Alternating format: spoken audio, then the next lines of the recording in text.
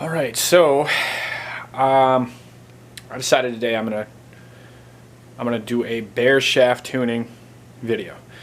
This is not Bareshaft tuning for adjusting your rest or adjusting your knock point. This is Bareshaft tuning to figure out what arrow flies well out of your bow. I got into the recurve thing a few months ago, so this is going to be a trad bow video, but it's important to do this with your compound too. The idea is, once you get the correct spine for the length of arrow you need and the correct weight on the front, that arrow flies out of your bow perfectly straight. It does it at 7 yards. It hits pretty square at 20 as well. Once you do that, which takes a little bit of trial and error, once you find the arrow combo that flies perfect out of your bow, your fletchings hardly have to do anything, and then you can fly fixed blades, you can fly whatever you want, and your kinetic energy is carrying through with the animal you hit. That's very important. Even if you're not, I'm shooting a high FOC setup, but even if you're shooting a balanced system and an expandable, if your arrow is not Bareshaft tuning and tracking straight, when your arrow hits kind of sideways, you lose all your energy, and that's why your arrow is not passing through. I'd recommend a heavier arrow and higher FOC, but everybody can shoot what they want. But at least have your aerodynamics going straight. So that's what this is about. Yeah, my buck came back. He wasn't quite as big as I thought. I scored him and he went 137 3/4, which the one I shot previous went 138. But the 138 I measured like 2 days after I killed him, and that one I measured 3.5 months. So he had some dry down, so he was probably a hair bigger. But anyway, it leaves me some room to go up. So now I'm going to head to the basement and show you how this works. I have to try this again. I filmed my explanation in the basement and the light was really terrible, so it was really blurry. And this might be just as bad, but we're going to try it again. So with the Bareshaft tuning, I think the issue that I had anyway is there's two different things you're finding Bareshaft tuning. If you're trying to tune your bow, Bareshaft tuning, you're trying to adjust your rest or you're trying to adjust your knock point to, you know, by Bareshaft tuning, see where the arrow hits and adjust accordingly. That's not what I'm doing. I'm Bareshaft tuning to build my arrows. So what I want is my arrow to fly straight out of the bow. If my spine is too weak, I have too much weight on the front, or my spine is too weak, the tail of that arrow will hit straight, will really flip to the left. If my spine is too stiff, or I don't have enough weight on the front, because you can adjust that, then my tail of my arrow is way to the right. When you find the correct combination, and I think there's, you know, 50, 75 grains in there where it'll fly fairly straight. When you find the perfect combination, it will fly dead center down the middle. So I found, I'm shooting one of these bows. I'm shooting a Samick Sage 60 pounder, and those are all the arrows that I'm building. I'm shooting a Samick Sage 60 pounder. I'm doing the traditional thing. With that, I ended up getting a Easton Axis 300 spine, which is made for a compound. It's not actually for, it's not a traditional arrow, but I'm going to build it because it's got a stiff enough spine. I put two 75 grain inserts in the front of it, so there's 150 in brass, and then I'm shooting a 300 grain field point on it. And that is the combination I found that is an absolute tack driver. While I'm doing this process, I'm using my field point kit. Those are hundreds, 125, 150, 175, all the way to 300. So instead of pulling inserts and hot melting everything and screwing around all the time, I am just adjusting the weight of the head. And as I do that, I can find the combination that works well. So the whole idea with this is, when you're shooting any arrow, if the spine is too weak, it's going to fly and this tail is going to whip to the left and it's going to hit in the target like that. If the arrow is too stiff or there's not enough weight on the front, I mean, you can adjust this, then your tail whips way to the right. When you find the correct combination, it will be 100% obvious. That arrow will dead center at 7 yards. I have no problem dead centering, and I shot these out to 20, and they're pretty much perfect that way too. So yeah, this is finding the correct length with the correct spine and the correct weight on your arrow, so you have an arrow that goes out absolutely straight. And that's the whole point of it. So you'll see in the video, I shoot the first one and the spine is too weak and it goes way left. Then I shoot the second one and it goes to the right. Not as much, but it was too stiff a spine or not enough weight on the front. And when I got the right combination, it goes dead center. All right, so what I'm going to do here, this first arrow is a 400 spine, and this is too weak a spine for the 250 I have on the front. And too weak a spine whips left hard. And you think maybe that's an overestimate, but when they are out of whack, they're really out of whack until you hit the sweet spot. Now this is the next one's a 300 Easton axis with 150 on the front, meaning the spine is way too stiff. And that one went right.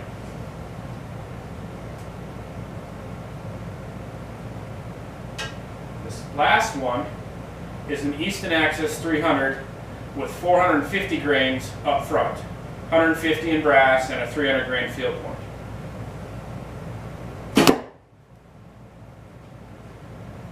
And that one is perfectly in line.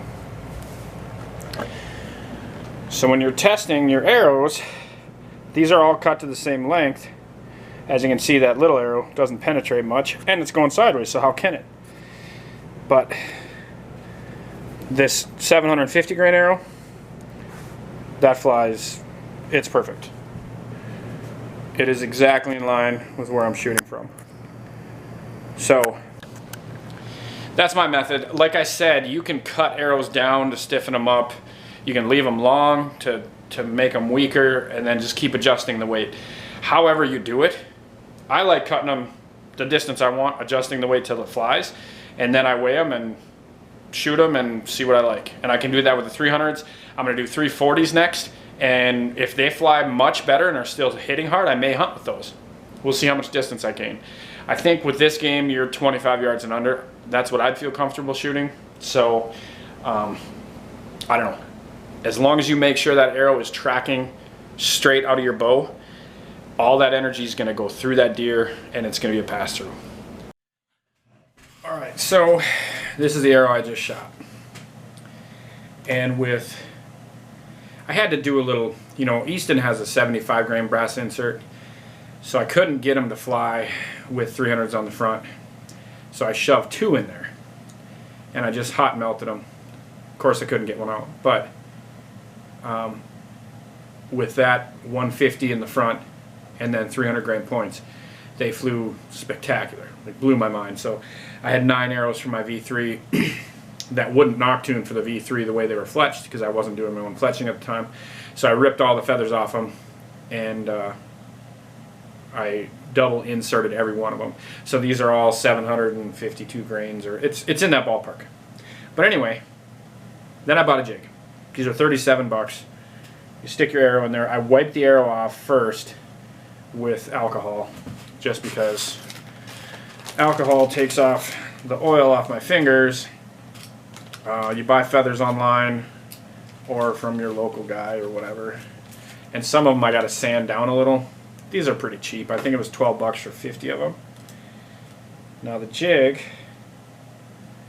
it works really nice. They have little lines so you can put where, how the distance from the nock you want to do it. And I go 3/4. I think half is what guys do, but I'm shooting traditional, so I want my fingers to be able to fit in there easily. And with all that weight on the front, I don't think it's going to have to do much. So you put your feather, you glue it, and then this little magnet, it just slides down flush against your shaft. Depending on what glue, sometimes you got to leave them for 30 seconds. This stuff I leave about 5 minutes. Flip it, do another one, flip it, do another one. It works really good. So these were a couple that I did yesterday. I had 8, so I think I got 5 of them done. I just wanted to make sure that this glue, I used a super glue type glue and it makes the arrows all white and messy looking because I'm not using wraps. I'm gluing right to the carbon. So I ended up getting a different kind of glue, a rubberized glue, and yeah, they turn out really pretty. So I'm happy with that. So I'm going to glue the rest of them today. So anyway, you just put your feather in that clamp, and then you just put a little bit of this all the way down the back of the vein. And it doesn't take much. You know, they sit flush on the carbon, so it doesn't take a whole bunch of glue. Because as it flushes, it squirts out. And I put way too much glue the first time. So, glue's on there. Put it on the magnet. I hold the shaft a little bit, just in the knock, because there's a little spot for your knock to sit. Just like that. So as you can see, it's flush to the shaft. That'll sit for 5 minutes. Ballpark. Then I'll spin it and then do another one. And this is about as addicting as a game as I would. Then I'm gonna have to make my own bow. But I can't think of a better feeling than shooting above a Pope and Young with a recurve.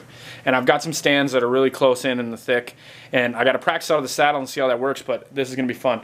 And we'll see. I can totally see drawing on a good buck, getting the camera on him, and putting an arrow right underneath him and having to turn the camera and say, well, that didn't work. And that could happen, but because I'm not using the sight, straight instinct shooting.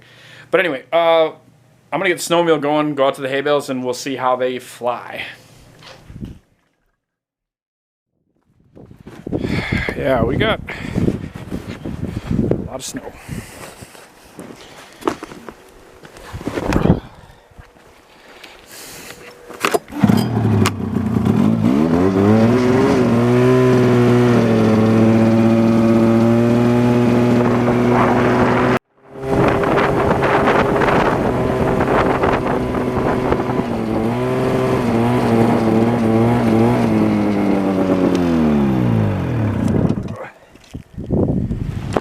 Holy monkey butt.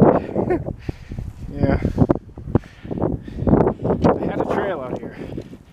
But I think this is it. Yeah, here we go. There's a pile of snow. So this should be about 20. I'll range it.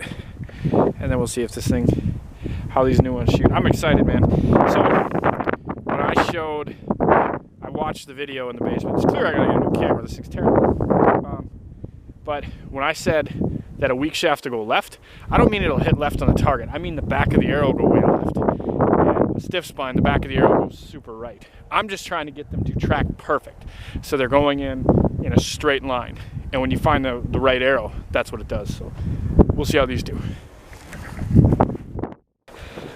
You can't see it from back here, so I gotta put the camera up there. Since it's 4 foot of snow, I have to put it on my pack, but that's okay. It's a ridiculous amount of snow. So we'll try to do this. It's another good job for the Badlands Super Day here.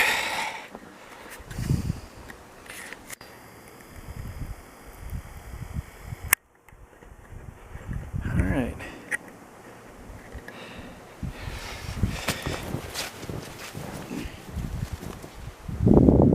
Give her a crank.